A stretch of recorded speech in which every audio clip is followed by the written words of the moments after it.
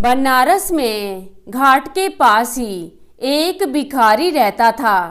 रोज सुबह 4 बजे ही गंगा स्नान कर भिक्षाटन के लिए चल देता था। कुछ दिनों के बाद उसने देखा कि नदी में से एक लड़की निकलती है और कहती है, बाबा मुझे भी अपने साथ अपने घर ले चलो। भिखारी यही सोचता, अगर इस लड़की को मैं अपने घर ले जाऊंगा तो मेरे परिवार वाले क्या सोचेंगे। मेरी 5 बेटियां हैं, पहले से ही घर का गुजारा नहीं होता। यह सोचकर लड़की की बात को सुनकर भी अनसुना कर देता था। एक दिन उसकी पत्नी ने कहा, मैं आपको देख रही हूँ, आप किसी न किसी तनाव में हैं। भिखारी अपनी पत्नी से बोला, तुम सही कह रही हो। उसने अपनी पत्नी को नदी वाली बात बता दी। भिखारी की पत्नी ने कहा, इस छोटी सी बात को लेकर परेशान हो, तुम लड़की को घर लेकर आओ। पहले से 5 बेटियां हैं, उसके आ जाने से 6 हो जाएंगी। यही होगा ना, इतने लोगों का गुजारा चल रहा है, उसका भी गुजारा इसी में चल जाएगा। अगले दिन भिखारी जब नदी में नहाने गया तो उस लड़की को अपने साथ लेकर अपने घर आया। उस लड़की को घर लाने के बाद जब भिखारी भिक्षा मांगने के लिए गया तो उसने महसूस किया, रोज से आज ज़्यादा भिक्षा मिली है। शाम को जब भिखारी की पत्नी खाना बनाने के लिए चावल धो रही थी तो वह लड़की बोली, लाओ माँ, चावल मैं धो देती हूँ। वह लड़की जब चावल धोने लगी तो चावल का बर्तन चावल से भर गया। माँ जब खाना बनाने जाने लगी तो लड़की बोली, माँ आज खाना मैं बना देती हूँ।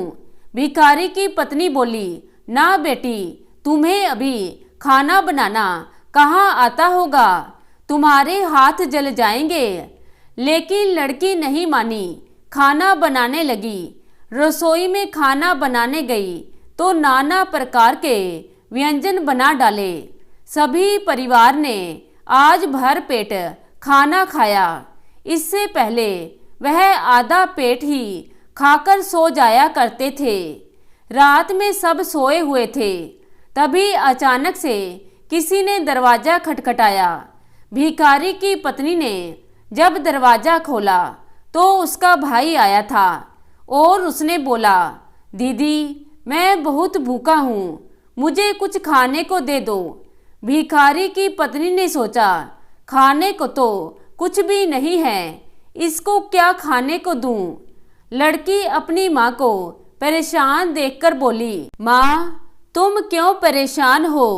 भिखारी की पत्नी बोली, बेटी तुम्हारा मामा आया है और वह खाने के लिए कुछ मांग रहा है, लेकिन हमारे यहाँ तो रसोई में कुछ खाने को बचा ही नहीं। लड़की बोली, माँ मैं रसोई में जाती हूँ और मामा के लिए खाना बना देती हूँ। जैसे शाम को नाना प्रकार के व्यंजन बनाए थे, उसी तरह उस मामा के लिए भी व्यंजन बना डाले। मामा ने भर पेट खाना खाया और कहा, आज तक मैंने अपने पूरे जीवन काल में ऐसा स्वादिष्ट खाना नहीं खाया था।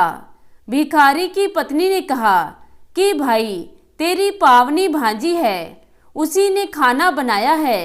शाम होते ही लड़की ने अपनी माँ से कहा, माँ चौका जलाकर चौकी का दिया जला दो, आज मैं छत के ऊपर ही सोऊंगी। भिखारी की पत्नी बोली, ना बेटी छत पर मत सो, डर जाएगी। लेकिन लड़की बोली, नहीं माँ नहीं डरूंगी, मैं छत के ऊपर ही जाकर सोऊंगी। रात को वह लड़की छत के ऊपर जाकर सो गई। जब आधी रात हुई तो लड़की सोकर उठी और चारों तरफ अपनी आंख मारी। जहां उसने देखा वहां धन ही धन हो गया। आधी रात को ही वह बाहर जाने लगी तो भिखारी दरवाजे पर ही सो रहा था। उसने लड़की को जाते हुए देखा तो पूछा, बेटी तू कहाँ जा रही है? उस लड़की ने कहा, बाबा मैं आपकी दरिद्रता दूर करने आई थी, वह दूर कर दी है। भिखारी ने चारों तरफ देखा तो रुपए, पैसे, सोने चांदी के जेवर से उसका घर भरा हुआ था। सुबह हुई तो भिखारी की पत्नी उस लड़की को ढूंढने लगी तो भिखारी बोला, उसे मत ढूंढ, वह तो चली गई। वह तो साक्षात लक्ष्मी माता थी जो हमारी बेटी बनकर हमारे घर में हमारी दरिद्रता दूर करने आई थी। तो दोस्तों कैसी लगी आज की कहानी? आशा करती हूँ कहानी को पसंद करेंगे। धन्यवाद।